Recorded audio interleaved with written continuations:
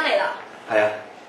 聽日阿仔啲書簿費啊、校車費要交噶咯喎，仲有啊啲水費啊、煤氣費、電費啊，後日都到期噶啦。錢，淨係識得講錢，有冇第二句啊你？啊你仲好講，你呢個月啲家用你都未俾啊？如果我想㗎，我出邊做嘢已經咁辛苦，翻到嚟淨係識問我攞家用，仲要受埋你氣，使唔使我打你啊？嗱，你唔好喐手喐腳啊！你嚇親個仔啊！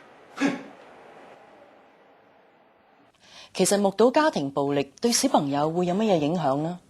小朋友睇到或者聽到爹哋媽咪嗌交、掟嘢或者打交，都會覺得好驚、好擔心㗎喎。